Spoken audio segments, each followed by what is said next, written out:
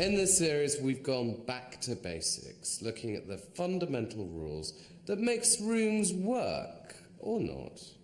And those rules are there for you to use at home, for you to get the interior design scheme you've always wanted, saving you a lot of hassle, a lot of worry, and ultimately a lot of money.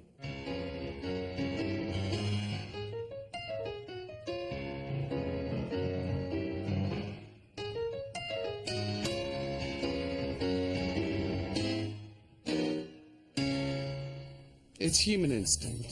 Whenever something goes wrong, the first thing we do is scuttle back to our burrows. In a busy, stressful life full of responsibilities, the home is the only place that we have where we can exercise complete control.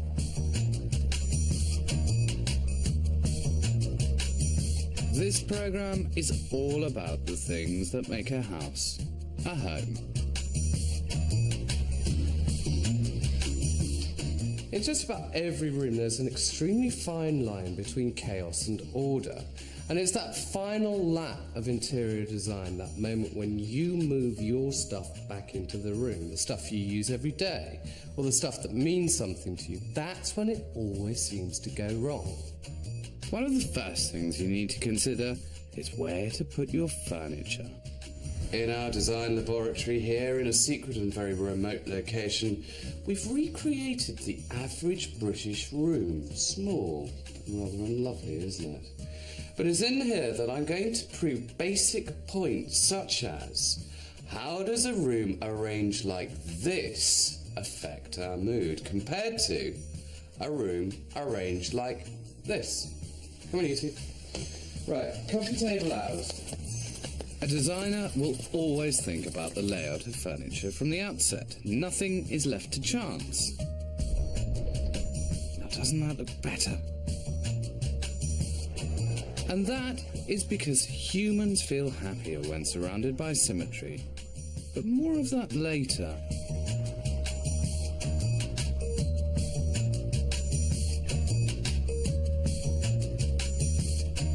The second aspect to consider is display.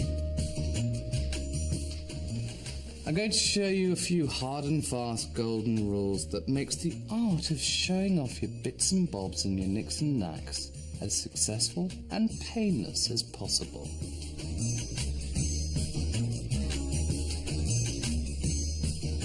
As you know by now, in this series we apply the rules of design to the kind of houses the majority of us actually live in.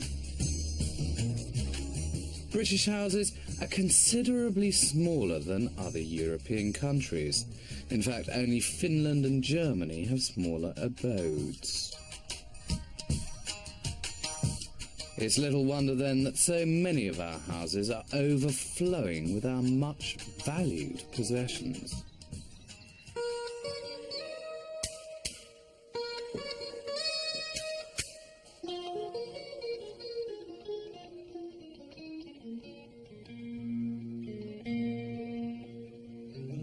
This entire house is a, well, treasure trove.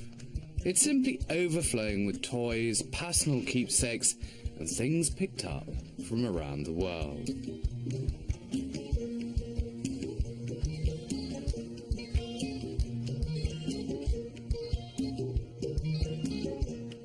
And as for the bedroom, come and join me in a moment of well-earned self-satisfaction. Okay, I know that our homes have cluttered, untidy corners, but nothing like this room, or, in fact, this house. To be fair, it's not so much that this space is untidy, it's the fact that it's actually been very, very badly edited. There's some very nice things in here, but there's also a lot of things that, okay, I know they exist. I know they're necessary for day-to-day living, like grey socks and pants, but they don't really need to be there in your face the whole time. Crucial thing with a space like this is obviously to think in terms of storage and organising the things that you need, the things that you want, but crucially, I think, the things that you want to look at. Don't forget that bedrooms always have a fixed viewpoint. You're on the bed the whole time, so you're looking in one direction. It's not like any other space where you're wandering around and you see things from different angles. A bed, you're a captive audience. So it's very important to work out the axis, where you're looking. That is the focus, that's the focal point, and you need something there that's going to really delight the eye. Suntan lotion, dirty hairbrush, dusty old trinket box, somebody's ex-teddy bear. I don't think my eyes are satisfied at this moment. This is nice over here. Look, it's an altar to the ancient goddess of laundry, and it is a crying shame. Underneath these fleeces, these t-shirts, all of these bits and pieces, there's an absolutely beautiful set of shelves. Might have come from a locker room or something. You've got these rather roughly carved in Roman numerals. If that was organised in such a way that your eye was looking at that, not at this, well, its existence is vindicated. Everything in this room is fighting for attention, which is a shame. It's a bedroom. It should be somewhere that's serene, should be somewhere that's relaxing. But at the moment, you can't separate the wheat from the chaff. And yet you look around and there's some really very, very nice objects in here. There's an ethnic embroidery over there, there's a lovely Mexican mirror over there, but it's just all totally covered by this miasma of stuff. What's interesting is that we do actually get used to the environment that we live in. So, for example, Americans come to Britain and they say, oh, your rooms, they're so small, they're so cluttered. They find the way we live rather intense, overstimulating. On the other hand, the British come to the American houses and the room seems so large and so empty. It's a little like living in a warehouse. It's a little disquieting because we're not used to having that much space in our environments. So we adapt to the level of stimulation that we're in. The people who live here have clearly grown accustomed to living with clutter, but being used to it doesn't make it nice. I want to create a room that is more pleasing to the eye. The most common mistake people make with bedrooms is that we tend to cram too many functions into them, so that we fulfill none of them very well. Dressing and storage mean bulky, often ugly pieces of furniture that clutter the space. Anyone that feels that they can get rid of everything they own and start again, create a minimalist, controlled space with the right vase here and the right magazine rack there, is lying to themselves. Our lives are full of experiences, and the things we surround ourselves with are testimony to those experiences. So here, there's bits and pieces that were picked up on travel, on holiday. The fact that there's a child in the family, all of these things come together to make a life. That should be respected, but that doesn't mean it needs to look rubbish. So where do you start? When you walk into a room for the first time, what do you notice first? I mean, a fireplace, a window. These are immovable architectural elements. They're there to stay. They are focal points around which you will have to plan the arrangement of your furniture. It is astonishing how many people buy furniture on impulse without really thinking about the overall design. So how do you decide the best layout for a room? Let's go back to basics. Let's imagine this clear space as the first time home of Mr. and Mrs. John. And excitingly, today they're moving in. So their first job is to arrange their furniture to suit the room and suit the way they want to use it.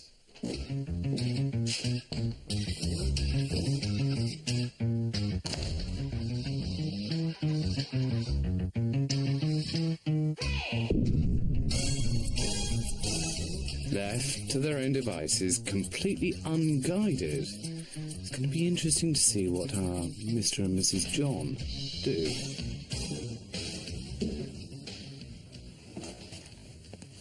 Yeah, you see, that's interesting. They're making a big fuss about where to put the television. It's interesting, this is exactly what I'd expect.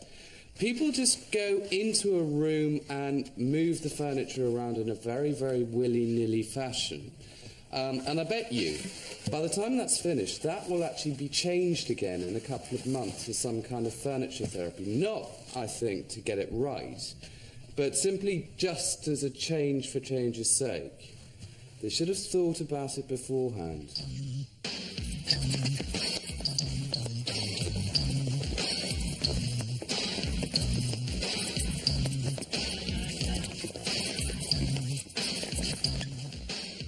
Congratulations, gentlemen. There we go. Thank you. Light refreshment. Marvellous, marvellous. Now, obviously, Mr. and Mrs. John are a slightly unconventional couple, although they have made the most basic, and I'm afraid to say the most conventional mistake in terms of laying out the furniture.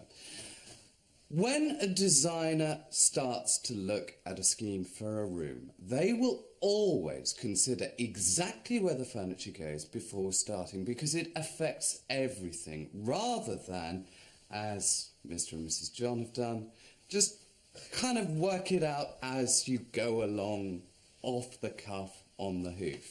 So if this is wrong, then what's right? Not bad, actually nudging perfect, but why? First of all, let's explain why Mr. and Miss... Oh, thank you, Mr. John. Oh, and Mrs. John as well. Let's explain why Mr. and Mrs. John have a Union Jack right in the middle of their living room. It's made up of two sorts of lines, good lines and naughty lines.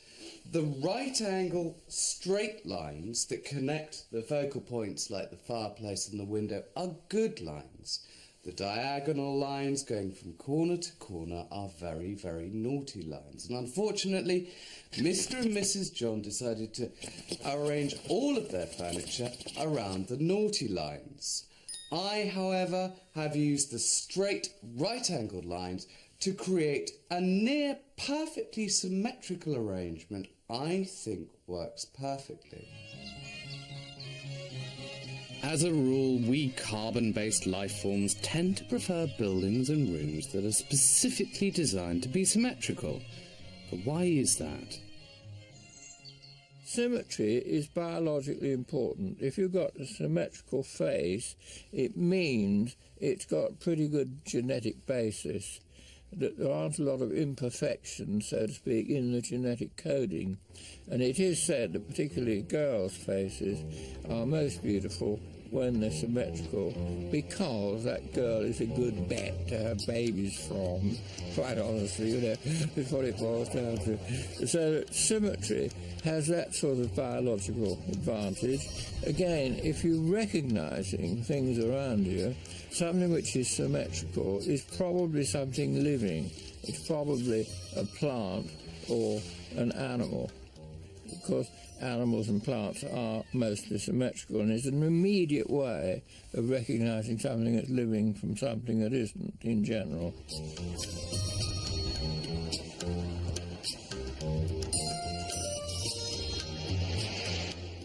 Faces are probably the most important environmental stimulus we have. Recognizing expressions, recognizing people, and a huge amount of our brain, a huge amount of the architecture of our brain is designed to process faces. So it may be that this like of symmetry in faces spreads out into an enjoyment of symmetry in other things, in objects as well, that it's simply a generalization from faces. My plans for the bedroom at number 16 will make the most of the architectural symmetry of the house. In particular, this pair of north-facing windows, which at the moment are lost under layers of knickknacks.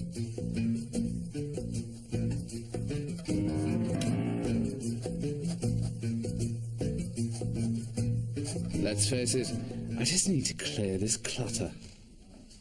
Hello. fancy this room now. It's amazing what changes can be effected with the simplest of interior design techniques like tidying up. You see, without all that eye-catching distraction of all those bits and pieces, suddenly exposed, in its full glory, a pair of symmetrically balanced windows, and that will establish this concept of framework for the room. In the hands of a stonkingly brilliant architect like Charles Rennie Mackintosh, the furniture and finishing touches of houses like this were considered from the very outset. Now, I know I have already mentioned the importance of focal points, but they are important. The eye is constantly searching for stimulation, and focal points provide a point of interest for the eye to settle on and explore.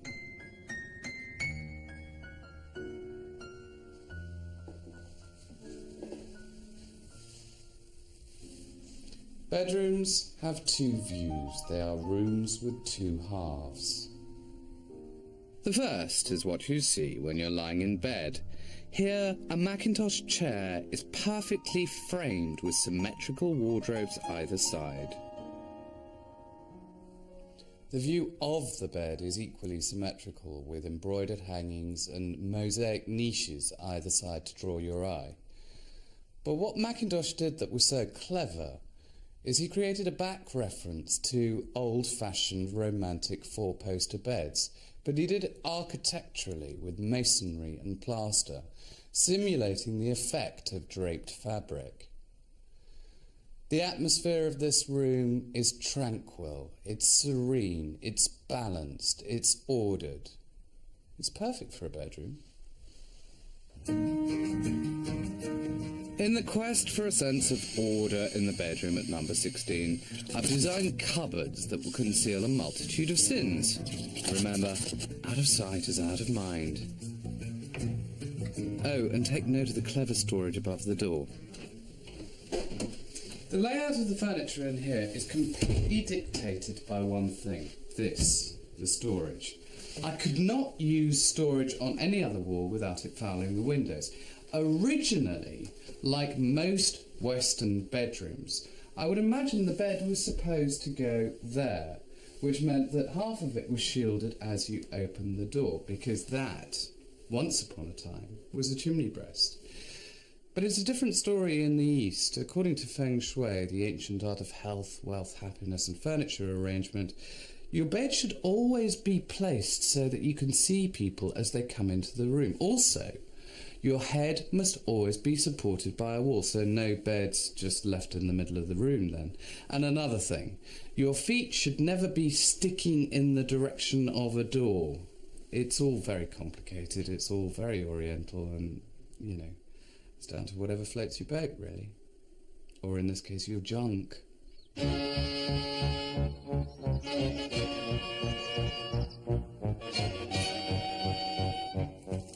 Traditionally, the fireplace was always the focal point around which you would arrange your furniture.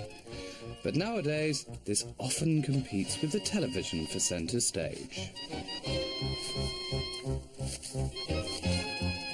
When television first became widely available, nobody tried to conceal the fact they had one. In fact, quite the reverse.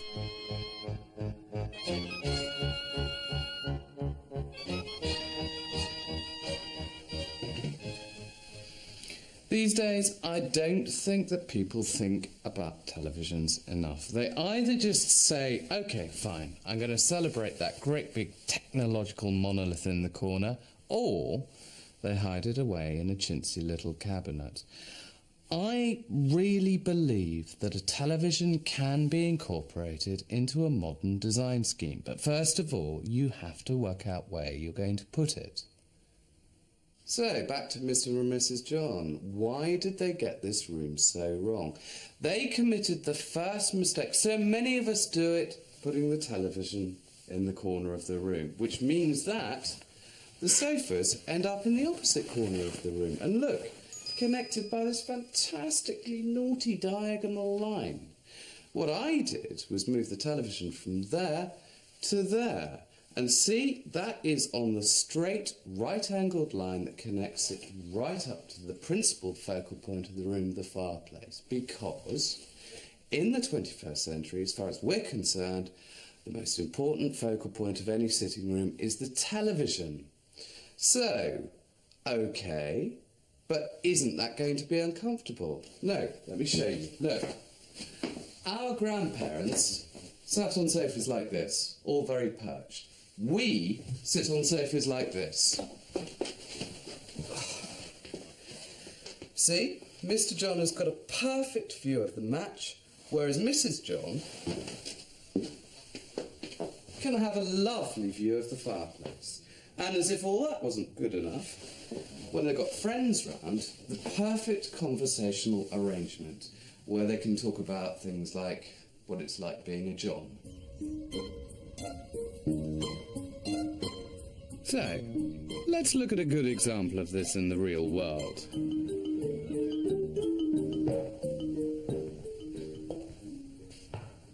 This is an extremely good example of a balanced living room, a room where everything is considered right from the very beginning.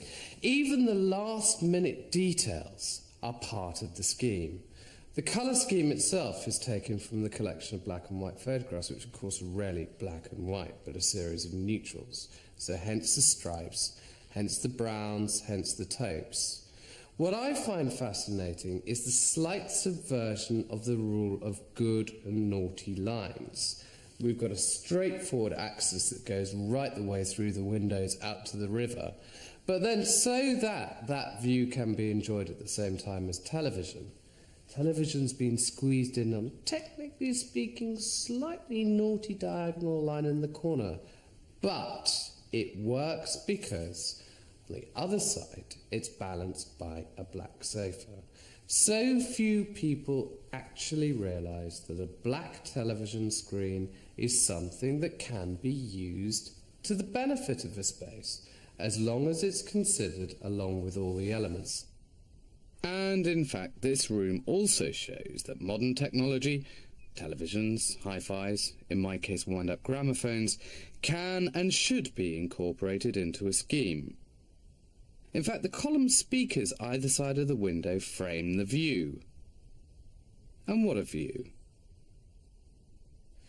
So it's about balance, it's about order, it's about conceiving and considering the room as a whole, even down to the finishing touches.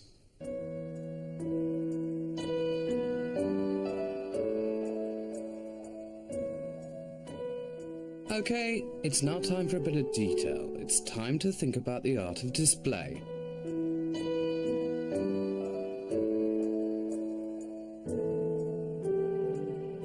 Remember, carefully coordinated arrangements of objects can add character and individuality to a room.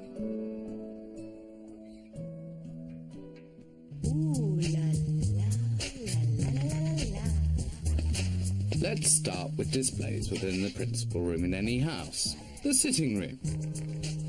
First thing you need to consider is eye line. The arrangement above the fireplace in here is designed to catch your eye when you walk in. However, the arrangement also needs to work from your seated eye line.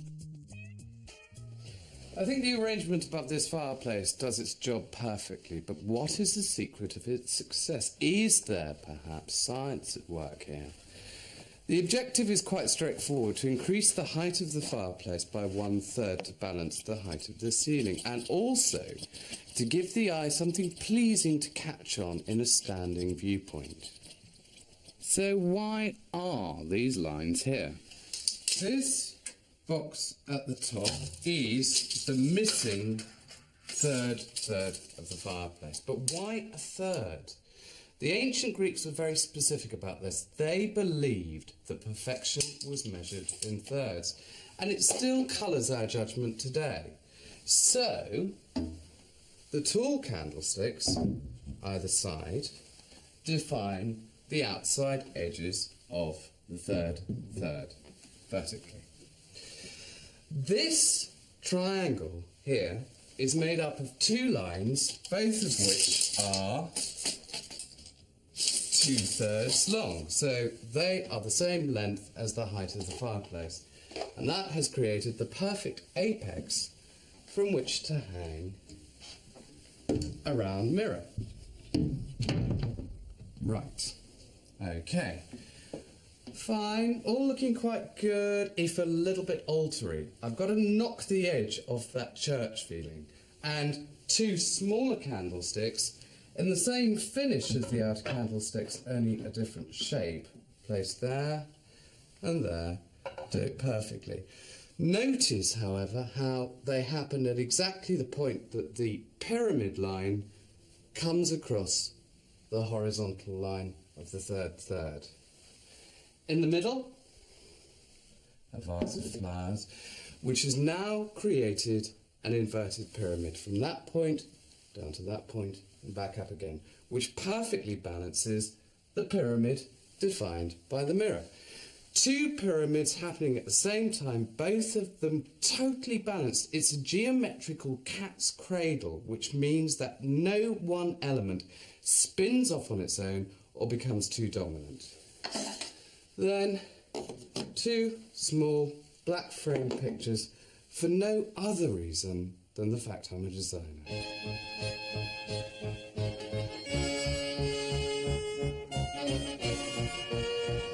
There are other design rules relating to scale and proportion that go way back in time. The ancient Romans and Greeks were so sure that humans had an innate sense of design, they devised a set of rules that drew inspiration from nature. In architecture, we have a kind of empathy from our own bodies. In other words, if you've got a column, if it's very thin, it doesn't sort of look man enough for the job of holding up the cornice or whatever it is above it. And if it's ever so thick, it's kind of clumsy, unnecessary, that imaginatively you sort of place yourself in the parts of the building like a caryatid, which is a human column. And I think there is something in that we empathise with shapes around us. We kind of think of columns as like people holding the thing up. And this sort of empathy idea based on the human form is, I think, an interesting idea.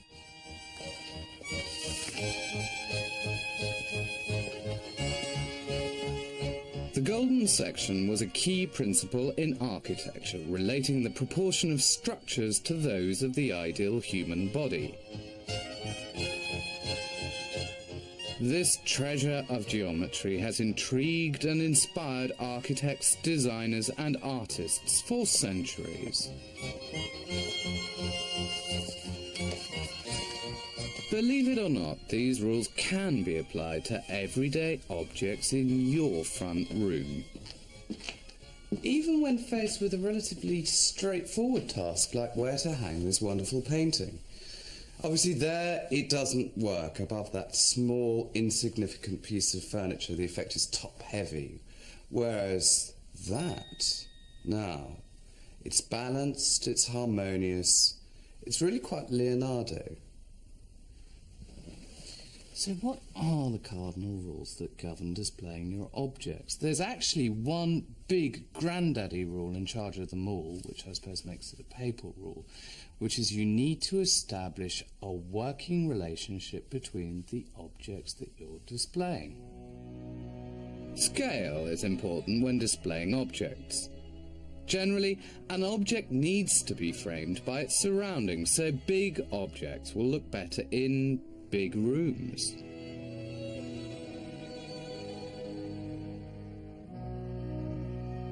Groups of 3 are easy to arrange and easy on the eye. Can I look at this? 4 flower arrangements, and it just doesn't work. 3 flower arrangements, or 5 flower arrangements, and it just looks that little bit more naturalistic. Always odd numbers, never even. Many of us have lots of small objects, often with sentimental value. But what do you do with them? They're so tiny. How do you display them? And here, the solution has been to form a collection around them. Not necessarily things that are the same, but things that look good together.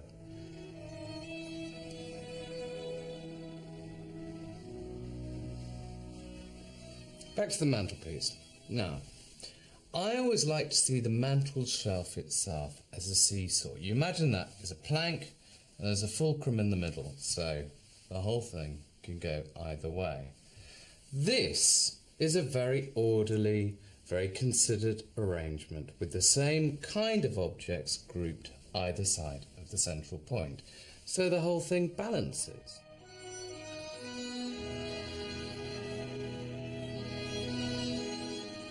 When Mies van der Rohe said less is more, he wasn't actually referring to display, but the same rule does apply. Keep it simple.